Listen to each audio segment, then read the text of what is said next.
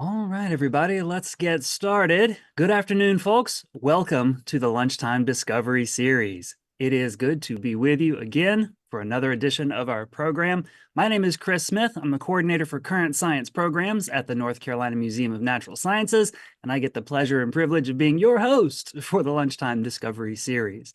Now, we broadcast the program and host it here at the Museum of Natural Sciences in downtown Raleigh, but it is a service coordinated by the Office of Environmental Education within the Department of Environmental Quality, us all working together to bring you fantastic people who are doing really interesting, cool, great things out there in the world. Now, of course, the month of March is Women's History Month. And so we've been spending the Lunchtime Discovery Series hearing from incredible people who are doing absolutely incredible work. If you've missed any of the Lunchtime Discovery Series presentations so far this month, don't worry. They're all archived here at the museum's YouTube channel. You can click back through the Lunchtime Discovery Series playlist and see a lot of our old programs so that you can always click back and learn something new. There's lots of great stuff there, so don't miss out. Check it out. And today, I think we are also going to meet some incredible people who have been doing some truly heroic and incredible work, because today we are headed to Western North Carolina to, in a way, I think, get a little bit of an update on how things are going after Hurricane Helene, but to also hear some incredible stories and get insight into how those communities not only experienced that tragic event, but have recovered from it and grown from it. And to do that, to share these stories and insights with us today, everybody, I would like for you to meet Mariah Hughes. Hi, Mariah. Hi, Chris. Thank you so much for that introduction. You ready for me to go? Well, hold on. I got one more thing for you. Sorry about that. I want everybody to know Mariah is the executive director at the Mountain Valleys Resource Conservation and Development Council. And it looks like from some of the pictures I saw, Mariah, you were boots on the ground with Helene. Yes, we were. And I've got lots of stories to share. With that, I'll give it back to you. Take it away. Okay, thank you so much, Chris, and hi, everybody. I'm going to go ahead and share my screen so I can get the pictures pulled up and the presentation going. Okay, so as Chris mentioned, we are from Mountain Valleys Resource Conservation and Development Council. My name is Mariah Hughes, and I'm the executive director of the organization. And joining me later is going to be Sarah Noah, who is the Water Resources Program Manager. We are a conservation nonprofit covering 8 counties in Western North Carolina. And our themes for this talk are going to be natural resource management for disaster recovery and resilience, strength, and the value of community, and particularly the women in our community, because of course it is Women's History Month. So we will be giving a nod to some of the women who give us inspiration. We are so honored and humbled to be here today, and I so wish I could be standing in the globe. So thank you to Lisa and Marty and all the other staff for making this possible, and for whoever is out there watching. I want to give a special thanks to Lisa Tolley for inviting me here today. I began my career path in water quality and grant writing when Lisa hired me for a job at the Office of Environmental Education. She was a mentor, and I've carried many of the lessons that I learned from her. And if there's one lesson that I could impart on the young women of today, that would be the importance of supporting and lifting up other women and girls in your life. Your relationships will be the most important thing to get you through, and I say this from experience. With Mountain Strong and Women's History Month being the theme, I had to include 2 of the most famously strong women from the mountains. in my presentation. So Wilma Dykeman was an American writer of fiction and nonfiction who grew up and lived in Asheville. And it wasn't until this presentation that I put two and two together that of my connection to her. She strongly advocated for the linkage between economic development and environmental protection along the French Broad River, which is almost word for word the mission of our organization, which you'll see in a moment. I will read her quote. Sometimes it seemed that work was the only certainty, the only lasting truth in a human world of fitful change. Work and the mountains remained. This quote could not ring more true for me, and I'm sure others around here after 2024. And then, of course, there is Dolly Parton, not a native of North Carolina, but close across the border of in Tennessee. And she said, "Storms make trees take deeper roots." These women are the embodiment of Mountain Strong. Now, I don't know if any of you all recognize this photo. It was taken by my mom, another amazing woman. Thank you, Mom. It is a view of Craggy Gardens from the Blue Ridge Parkway long before Helene hit. And it was right between here and Mount Mitchell that, and further south, that received the greatest amount of rainfall from Helene that devastated so many of the watersheds leading to the French Broad River and pretty much changed our lives forever. I live about 500 feet from the French Broad River in downtown Marshall, North Carolina. So fortunately for me, my house was high enough up on a hill that the before and after photos look the same. But the before and after photos of my town do not. You can see this was taken from Google Images. Afterwards, all of these buildings are completely washed away. The destruction and devastation in WNC is so vast, it's nearly impossible to wrap your head around. And these next two slides, I'm going to attempt to help you understand why, in case you don't already. Backing up a minute, I have an undergraduate degree from UNC Asheville in environmental studies and a master's degree in teaching high school science from NC State. I had several very formative jobs in between there and then that I won't go into, but I don't know, and I don't know how many young people will watch this, but I cannot stress enough the importance of getting an internship along the way. And if you've heard of AmeriCorps, if you haven't heard of AmeriCorps, go look up that program because it is, it really helped launch me into my career path.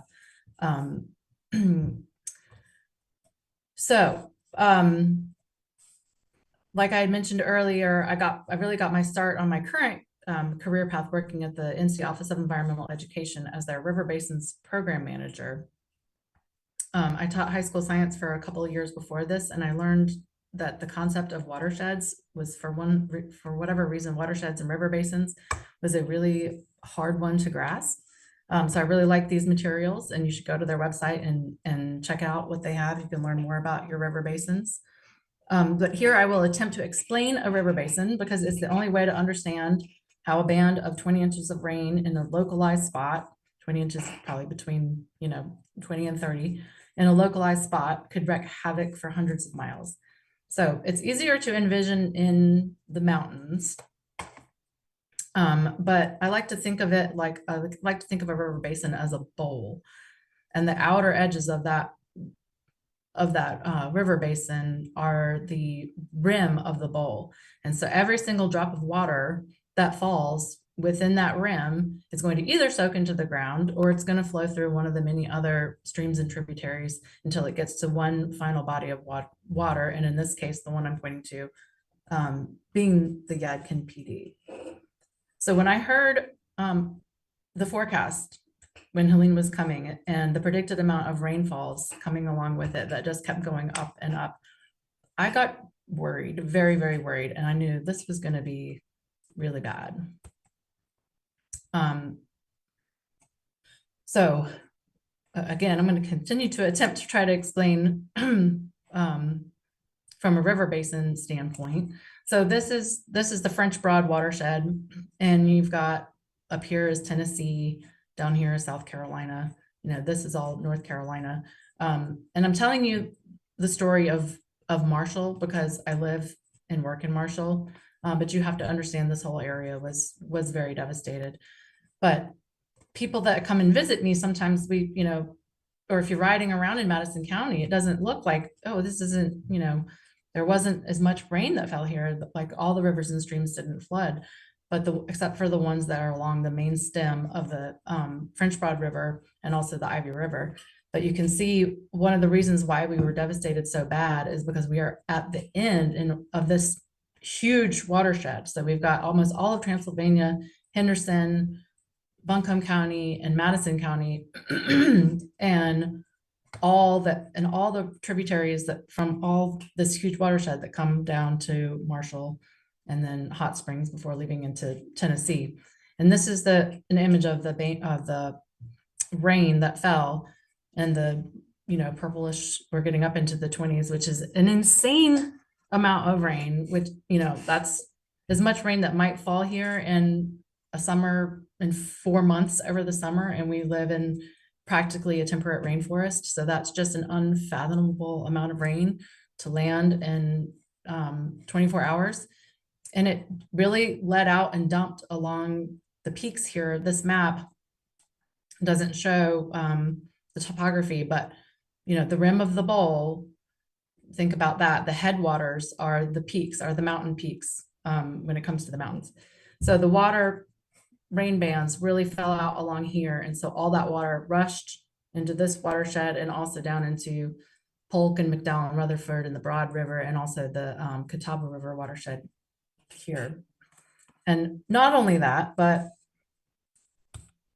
the day before, we had another rain event that dumped about 5 inches, which is one summer's worth of rain. And so the ground was already very saturated.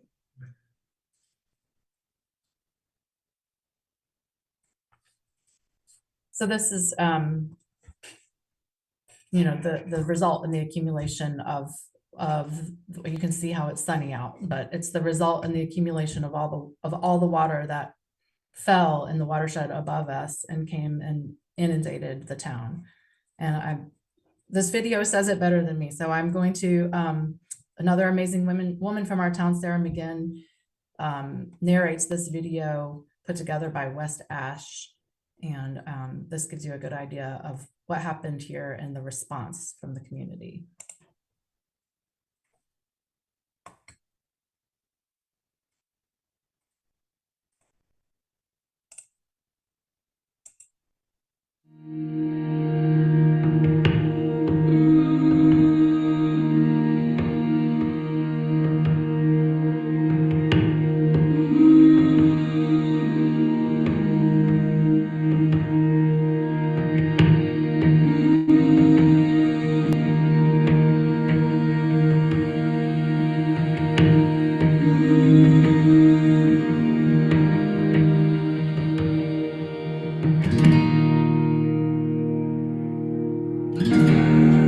I'm up here at Nanastead, where we have started a base camp to rebuild our community in Marshall, North Carolina. We set up shop and the community came together, and we have been working really hard to serve the needs of our community as well as clean up our downtown. Marshall is a tight-knit community. It's a community that is vibrant, it's artistic, it's interesting. There's a variety of walks of life here, and everyone seems to get along really well. It's a community that is creative and accepting of just about anyone that can come here. The community of Marshall, I've always loved it, but this crisis has really shown me how amazing we all are. Immediately after the storm, we all pulled together, and it's been phenomenal how much we've gotten done just as the people that live here. The primary focus of our operation here initially and still is the relief downtown, and how we can stage the volunteer force and get them geared up, sent down, cleaned up, and then filled. From the moment that the water receded, people showed up to help. We have had almost 200 volunteers a day. We're on day 13 now, and it is remarkable to see people from across the nation show up with their trucks, their tools, their chainsaws, their humanness, and helping us in all the ways that they can, from boots on the ground to organizing digital marketing or websites to help. And that is why we're in the position we are in now. And we're asking for help to rebuild our community as we're looking into the future. We're down here, me and my boy and some other guys trying to help clean up. This is my wife. She brought food down for us and everybody else around us. This community coming together. Gotta love it. Effort has been overwhelming with all the volunteers, and it's just amazing in this horrible time to have all these wonderful things happen, and so many great people giving their heart and soul to help our community rebuild. We've had an outpouring of donations, and what we're looking for now is the ability to rebuild, getting together with our businesses and our residents in order to look into the future so that even though our buildings have washed away, our community doesn't need to. And we've never been through anything like this before. So we're looking for resources, advice, and help that you may be able to offer us during this time. Thank you so much.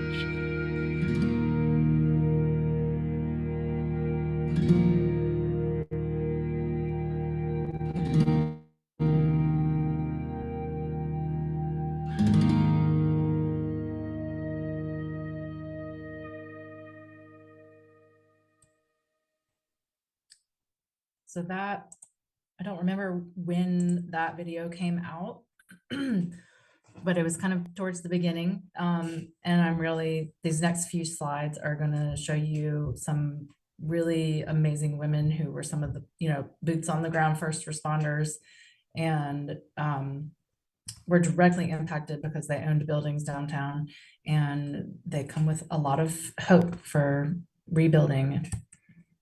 So this is Sarah Jones Decker is on the right here, and she'd put on a photography project to try to document what had happened using this old-timey technology. This is a 10 type camera. So a lot of the photos that you're going to see come from her. So this is Sarah and Danny right here. They own a building downtown that used to be an old fire station. Their mother and daughter extraordinaire. Sarah runs her business called Engine House Design on the bottom floor, and Danny lives above.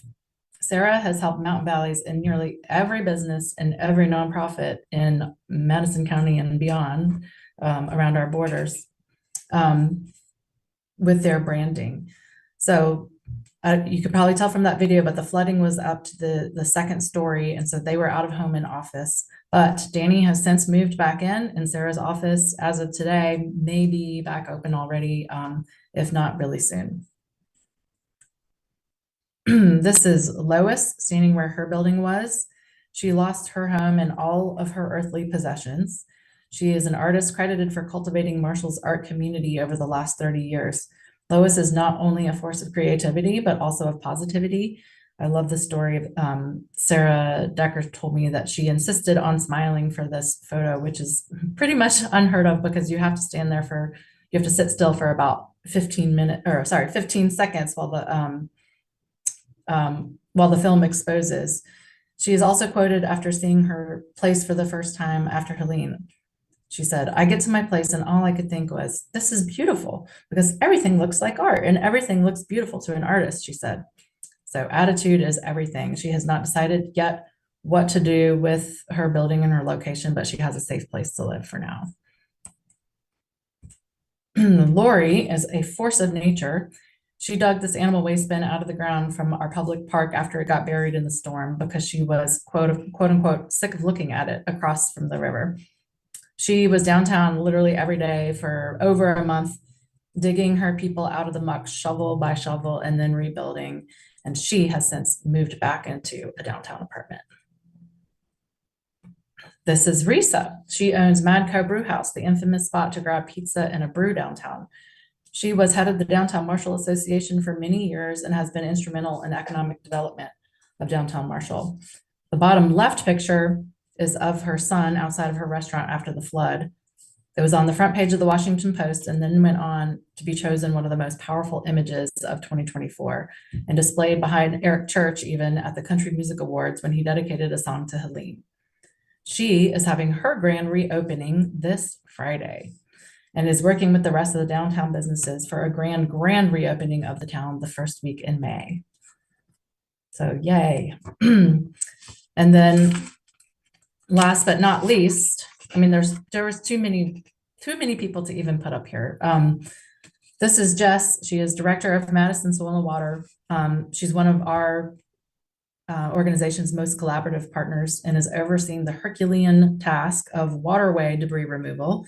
We have world-class whitewater in Madison County.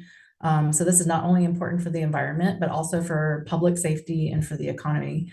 And she is the most competent person I can think of in this county to be overseeing this task. She's also a downtown business owner and a longtime friend and mentor, and was the executive director of Mountain Valley's RC&D before I took over. Okay, so you mentioned our role. Well, the first 2 weeks of we were really in a little bit of existential crisis because we're not a first responding organization. We're in natural resource management, and really what needed to be done was what you saw in that video. People needed food, shelter, emotional support. But after the initial dust settled, I will never forget the moment I realized our purpose in all of this. I was driving down one of the roads leading to Marshall for the first time after it cleared. So in the mountains, the roads follow the rivers because that's just, the flattest place that you can build a road. And like I had mentioned earlier, rain didn't fall in the same amount everywhere. So there might be parts of Madison County where you drive around and it looks like normal. It looks like nothing ever happened. But this is not the case with Ivy River Road. Ivy River, the headwaters of this river are from the first slide that I showed you up there at Craggy Gardens, where some of the really, really intense rainfall was. So I will never forget driving down this road the first time, and it looked like a steamroller had gone down. It's a valley, and you got the river and the road, and it looked like a steamroller had just gone 30 feet on either side and just knocked everything down, all the trees down.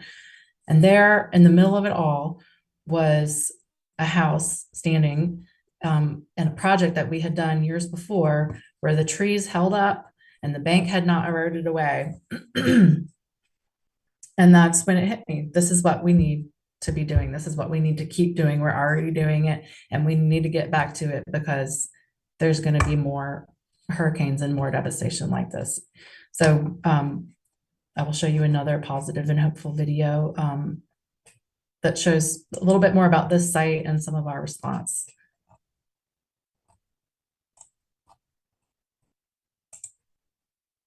In Western North Carolina, water is a powerful force that shaped our valleys and can also reshape our lives.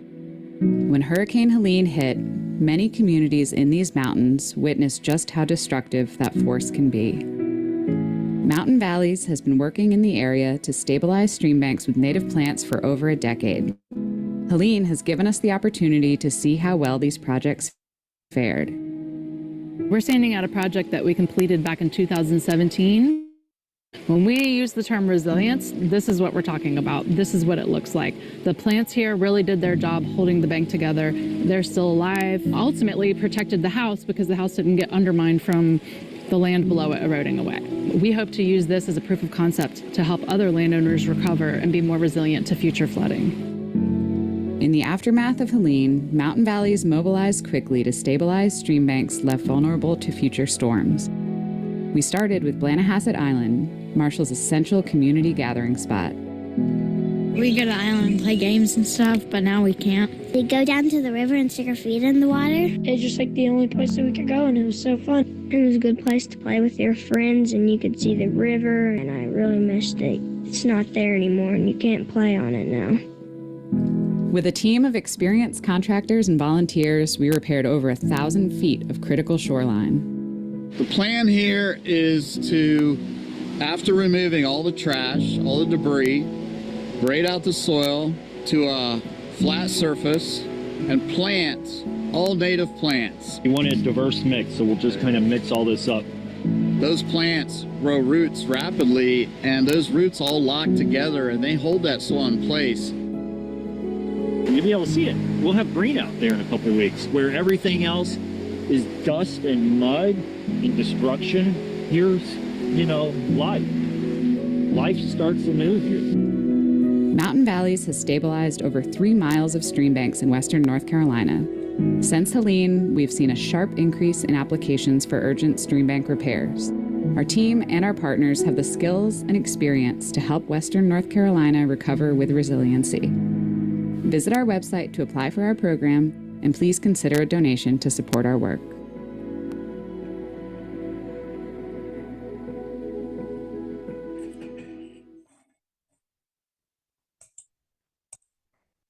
And so I'm going to transition now just to talking more about our organization and what we've done. Let's see. It's kind of stuck.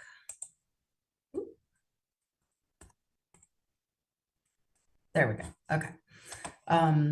So we were established in 1974 to provide natural resource management and conservation balanced with economic growth in the 8-county region. So this is kind of like the mission that I was referring to before: economic growth balanced with land and water conservation. And RCNDs are actually all across the country, as we used to be federally funded by the USDA. Since losing federal funding in 2008, North Carolina has risen to be one of the strongest states with an RCND presence. We are now 501c3 nonprofits, and we have a state association, and my RCND partners and I cover the entire state, and everyone does great work that is adapted to their own region's needs.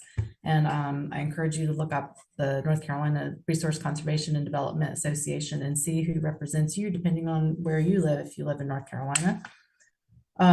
So I've worked for Mountain Valleys for 11 years and became the executive director about 2 years ago. I've never loved a job as much as I love this, honestly. It's just the right combination of exciting, challenging, ever evolving, and flexible. So a few years ago, we did a rebranding exercise that asked us to really, and this was with Sarah, who you saw the slide of earlier. We did a rebranding exercise that asked us to really connect our projects and programs to one major theme. And what we realized is that everything we do revolves around one theme, and that is resilience. So the definition, the capacity to withstand or to recover quickly from difficulties. And now we find ourselves in recovery as well, but the goal is still the same, is to build resilience into our recovery strategy. Now, resilience has become one of those buzzwords that gets thrown around, but the meaning is quite simple for us. We live here in the mountains and we're not going anywhere. We have seen firsthand that we have to live with drought and wildfire, and then pivot over to floods and rain and heavy rains. And we just can't up and leave floodplains, because then we're going to go, as you go higher up in the mountains, you're more vulnerable to landslides and wildfire. So how can we live in the places that we live and mitigate our vulnerability to these inevitable threats? So mitigate, I'll be using that term a lot, to make less severe or serious. And the answer to that is through natural resource management, and I will explain. So 2016 was a wake-up call. 30 plus wildfires burned more than 70,000 acres during October through November in 2016, and only one home was lost during that time. But then on November 28th, fire burning in the Great Smoky Mountains spread quickly into Gatlinburg, Tennessee, due to the perfect storm of conditions with extremely high winds flowing toward the valley that had not seen rain in months. And this is the Gatlinburg fire. There were 14 fatalities, 191 injuries, and 2,460 structures were damaged or destroyed. And then it came closer to us in North Carolina. This is the Silver Mine fire in Hot Springs from April 21st, 2016. Over 5,000 acres burned, took 2 weeks to get under control. So 2016 was a bad year for fire. So in 2017, the Appalachian RCND Fire Adapted Communities Coalition was formed. It's a partnership of multiple RCNDs covering the Appalachian Mountain Range from Georgia up to Virginia.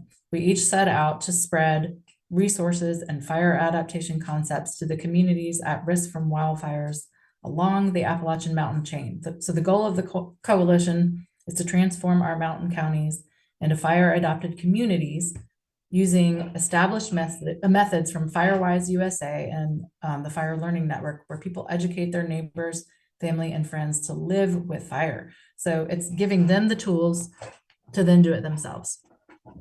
Mountain Valleys has helped train and assess 26 communities, totaling 4,325 dwellings, partnering with the U.S. Forest Service, county rangers, and local volunteer fire departments. You can see rangers on the bottom right assessing a house for wildfire risks, and this comes along with recommendations for how to mitigate those threats. And then on the left, you can see the benefits of leaving defensible space, and I'll get into that in a minute, around your home. There's not so much fuel here, and so this wildfire stopped short, and this home was spared. One way to reduce a home's risk is to create what I call defensible space. So it is the buffer created between a structure, whether it's a home or a shed, and the grass, trees, shrubs, and forested land surrounding it. So this space is needed to slow or stop the spread of wildfire.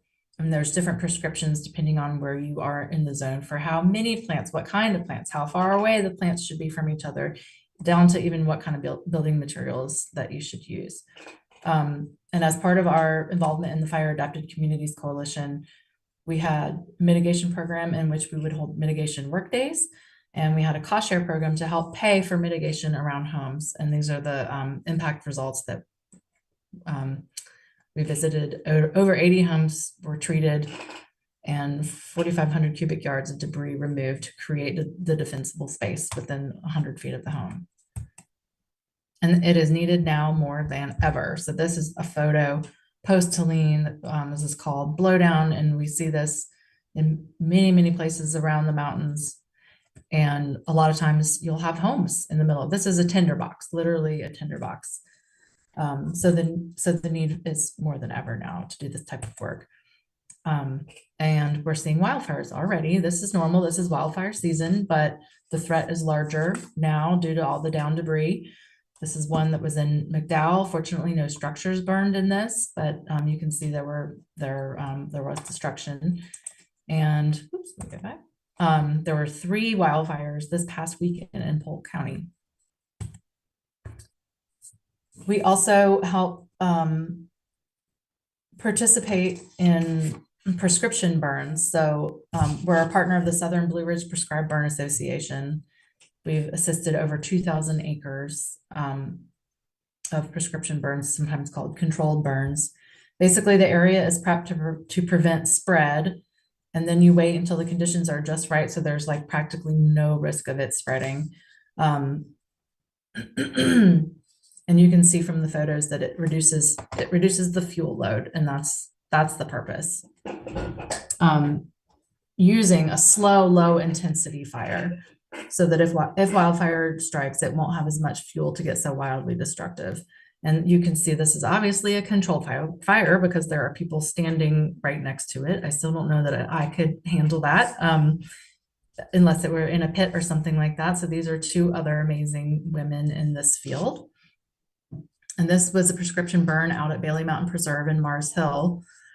And it's the perfect example of part of the mission of the Southern Blue Ridge PBA is to empower landowners and volunteer firefighters to put on their own controlled burns so that we can get more good fire on the ground.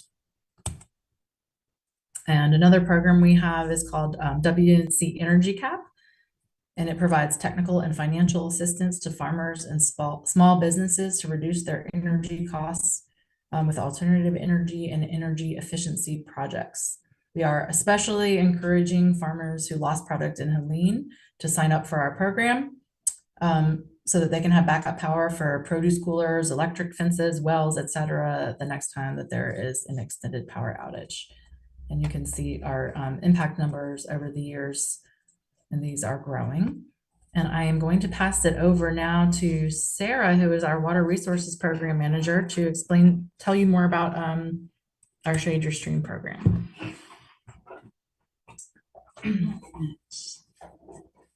Thank you, Mariah, and thank you all for attending and for hosting us.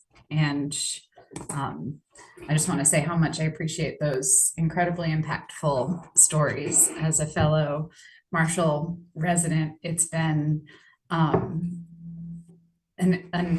unbelievable amount has been achieved in the last 6 months, but it has also been, one of the most challenging chapters of our region's history. And it's really incredibly empowering and inspiring to see and hear those stories. So thank you. As Mariah mentioned, I manage our water resource programs, which Mountain Valleys has always invested a lot of time and energy in, and they are more impactful and more popular than ever right now. So I want to go over some of what we do, what we've done since the storm, and how we're going to continue to help this area recover with resiliency. So the main program that I execute is called Shade Your Stream. I want to start by thanking our funder, the NC Land and Water Fund. This is a program that we started in 2021 with a goal of repairing riparian buffers. So the riparian zone is the area that's immediately adjacent to fresh running water. And I want to start by saying that the healthiest water in the world, cleanest water in the world, comes through forests. So dense understories with healthy, really robust root systems hold the soil in place. They mitigate the sediment in running water, and then trees and other riparian plants provide essential shade, which keeps water cool. That's critical for aquatic habitats. And then the vegetation absorbs water. So that can mean the difference between devastation and survival when high magnitude storms come.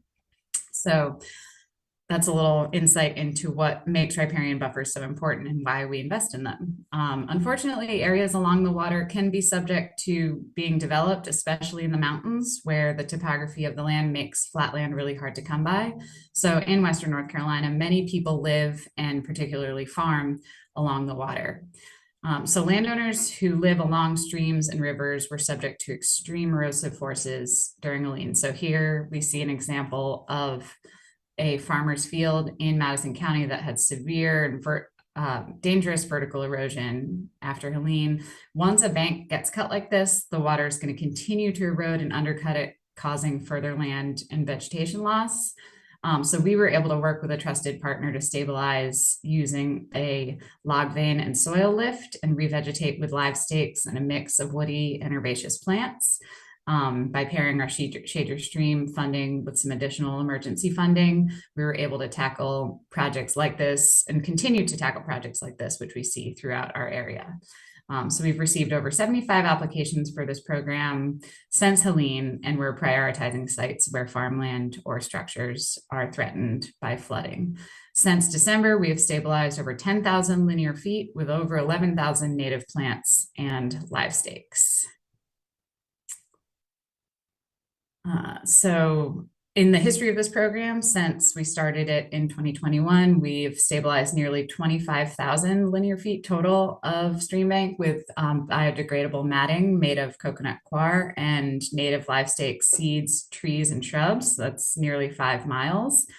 We also provide technical assistance to dozens of farmers and landowners, talk to them on the phone, go out and visit them at their sites. I have the opportunity to go on regular site visits to assess and help landowners. So I've been to many different counties and in the valleys of many different rivers. And I hear similar refrains wherever I go. I can be standing next to someone who lost a home or a barn, and they'll still say, I don't have it as bad as some. The people of Southern Appalachia are incredibly resilient, and sometimes my role there is to enroll them in our program. Sometimes I can educate them on the best things to plant or other resources that are available to them. And sometimes they really need an ear to listen to their storm story, which I'm grateful to be able to provide. We also do ongoing community outreach, and the opportunities to do that have presented themselves left and right since the storm. There's a lot of interest in learning more about this program. So I've been able to go to schools, conferences, events at public gardens and spaces like that, community meetings. This Friday, we'll have a 6-month commemoration event in downtown Marshall. where we'll be able to talk about this program. There's no shortage of interest in learning, and people are willing to make changes to do what's best for their natural resources. One example of that is learning the importance of not mowing all the way down to the water on your field or property, which for some people might be undoing decades or generations of old habits, but it is the best thing to do to let that riparian area grow up happy and healthy. So that is our Shade Your Stream program. Next, I just want to share a few other things that our organization has done over the last several years with respect to education and conserving and preserving natural resources. So this was a project in the Swannanoa River Valley, which we were really proud of, able to help students learn how to transplant and grow river cane. So river cane is a native bamboo. It grows typically 4 to 8 feet, but up to 25 plus feet.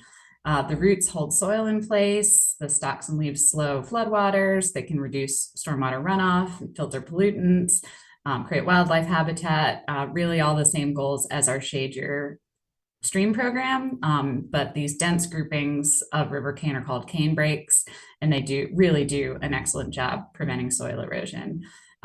These were used river cane was traditionally used by Native Americans for artisanal baskets, arrows, sleeping mats, walls, spears, and more. And it's a traditional sign of soil fertility. So where it grows the tallest, crops are going to be the happiest. So this is an opportunity to educate students on that and plant something really important on that buffer. And it was a critical material for members of the Eastern Band of Cherokee Indians who've played a really important role in bringing it back to the area.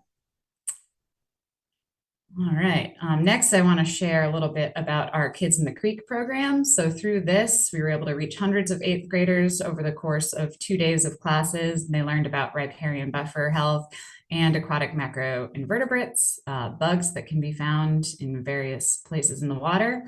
And I just wanted to share some of the benefits of outdoor education. Some of those are really obvious as far as the physical activity, but studies also suggest that after an outdoor education lesson, students can retain more knowledge in subsequent lessons, which makes it a really important thing to build into a traditional school setting. We do a lot of educational outreach. I've had the opportunity to go to one local school, and I'll be at another one at the end of this month, and we really make an effort to do the legwork on our part to identify how we can help fill in any gaps in the curriculum, make things easier on our hardworking teachers. This is something we always do a lot of. There's a lot of interest in litter cleanups in the area, and especially since Helene. So we're known for regularly hosting these. Collaborators know they can call on us to help provide waders and other materials to clean up in and around rivers. We have a really broad volunteer network that loves to come out and beautify their community. And we really love to see people engaging as watershed ambassadors and enjoying the tangible benefits of seeing these synthetic materials come out of our waterways. So since Helene, we've removed tons of storm trash and debris that was left behind for a total of over 18,000 pounds of trash, which is just a stunning amount.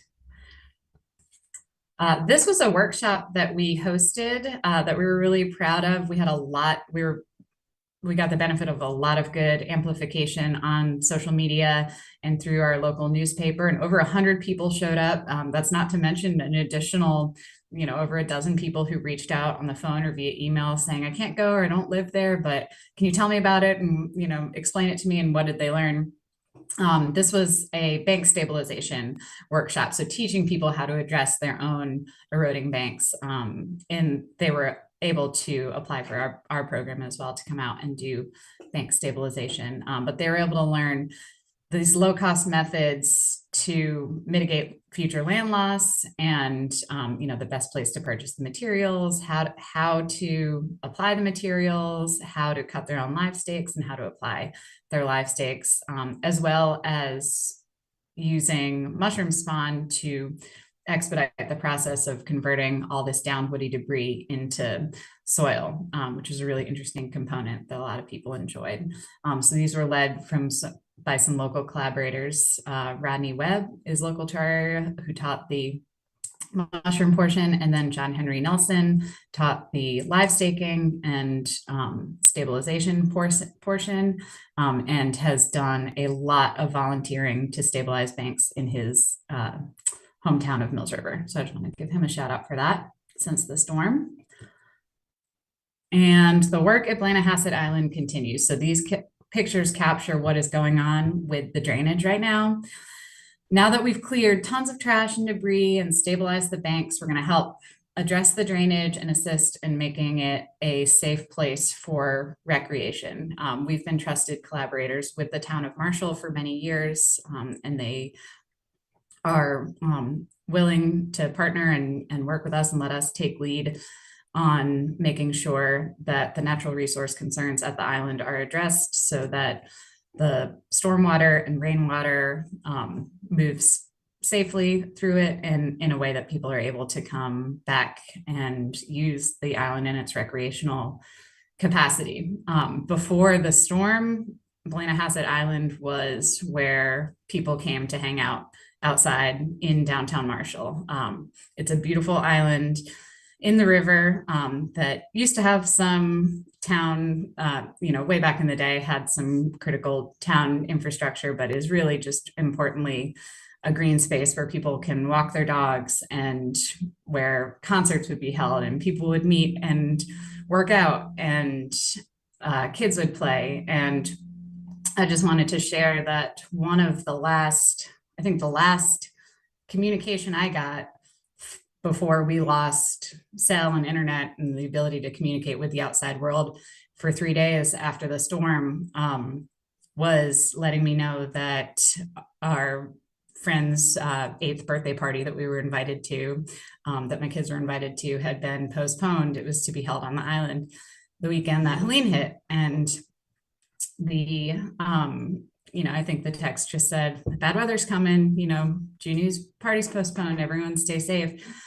And looking back at that, we really had no idea that that island was going to be completely just gone as we knew it. And so seeing the island covered in 10, 20-foot heaps of trash and debris after the storm, the vegetation completely stripped away, the playground gone, was utterly shocking. And we're so grateful for the role that we've been allowed to play in bringing it back. And we are going to actively work to make it happen until the day that our families and friends and neighbors can return to the island. So that's a really special and important place to us.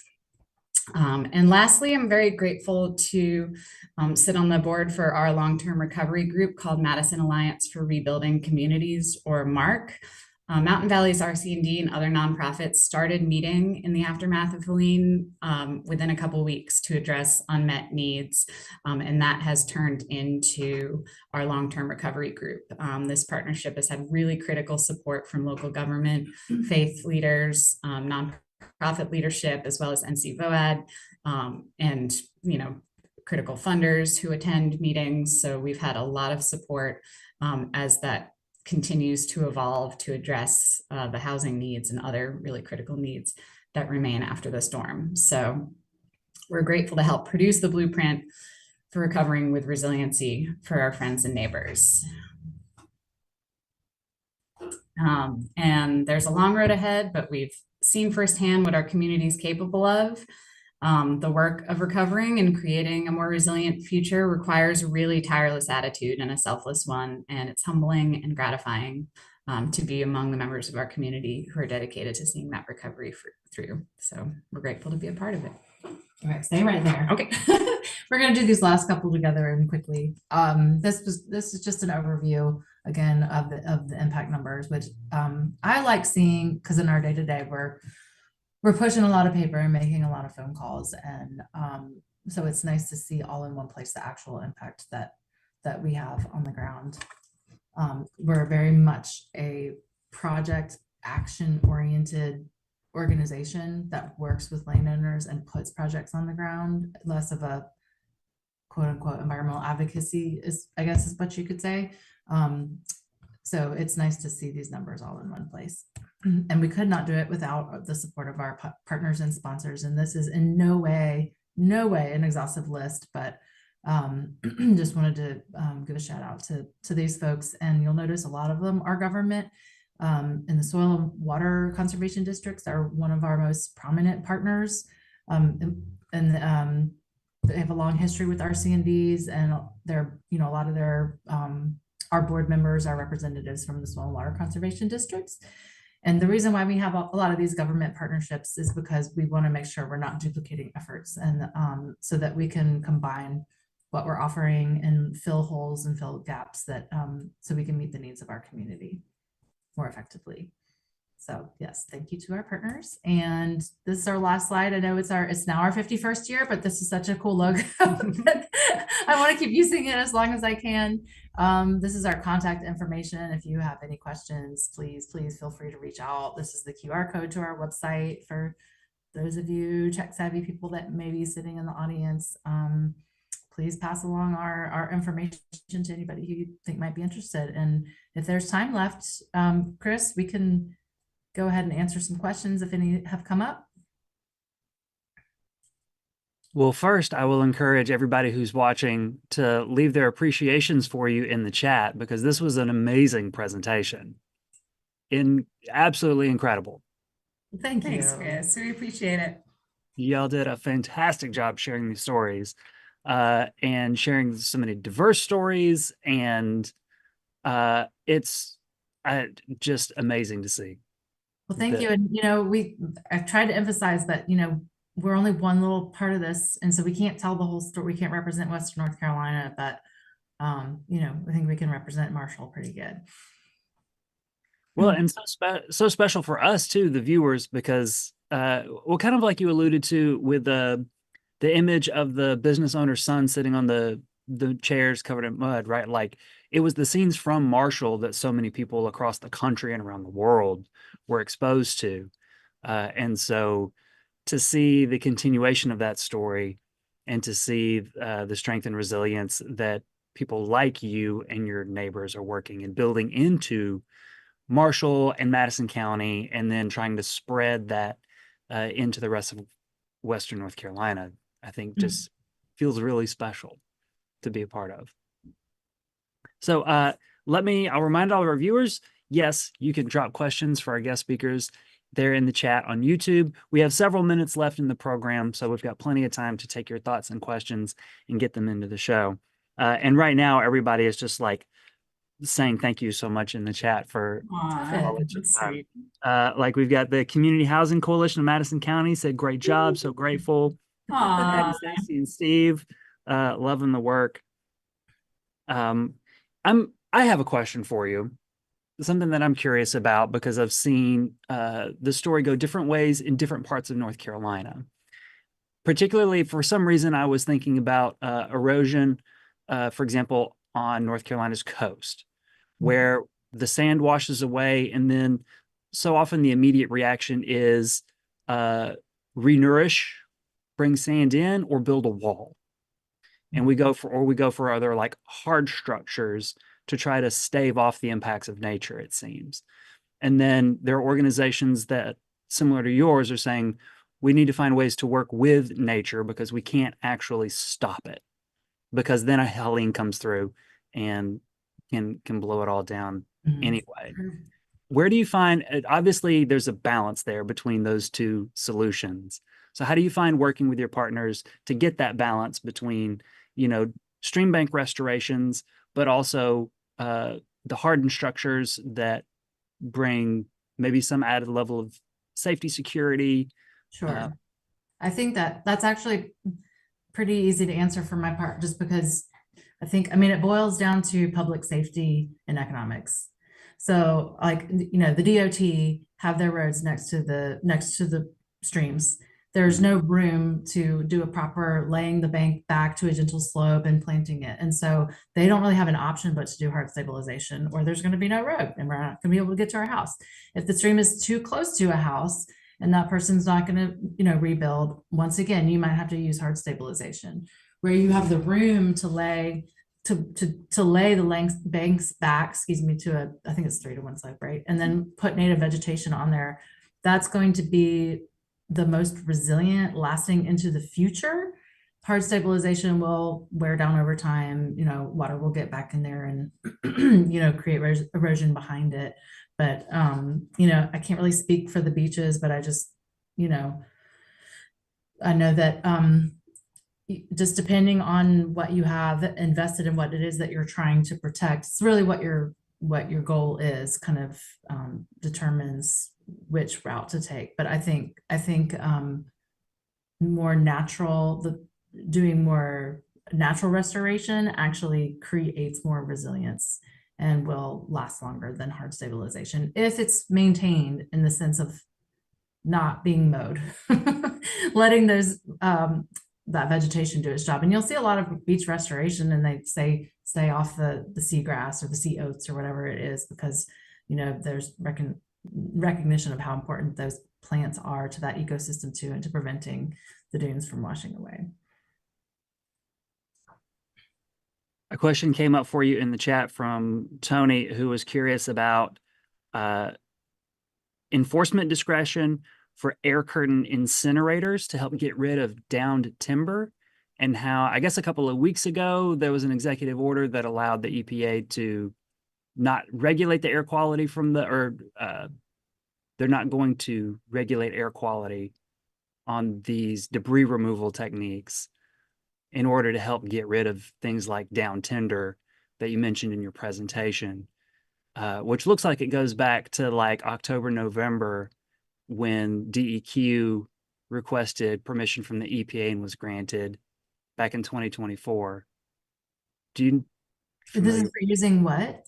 They're talking about the air quality from burning. Yeah, air quality from burning with like large scale burning devices. Oh, large scale burning devices. Biochar? Air curtain destructors, they're called. Oh, okay. I can't speak to that. I've not. Yeah, it's around here, we've talked to a lot of collaborators about using natural resources in the most elegant way, as far as like chipping when possible, creating mulch, to help turn things into organic material that all the farmers desperately need right now for their fields that were washed away. So we haven't been involved in any sort of debris burning or anything since the storm. It's all like, hey, can we turn these down trees into firewood for the thousands of low-income residents who rely on wood stoves for their heat source? Can we chip it for the farmers who need compost in 6 months? Yeah. So, and it's always a balance between public health and safety and people in the environment, and it's a balance trying to figure out what the scale of what we're dealing with up here. I can understand why that might be used in some cases. And the discussion about prescription burning and the benefits of prescription burning could be like a entire class. And not everybody agrees with it, but I'm in full support of it, because it's not only good, it's also actually good for the soil health, and it's good for the forest health and things like that. So I'm happy to discuss this further if somebody wants to reach out. Okay, another one for you. Have you noticed debris removal efforts going too far, like folks removing too much wood and vegetation? We've heard about that happening. I've not witnessed it myself, as it hasn't officially begun in our county. But yes, there were some companies that were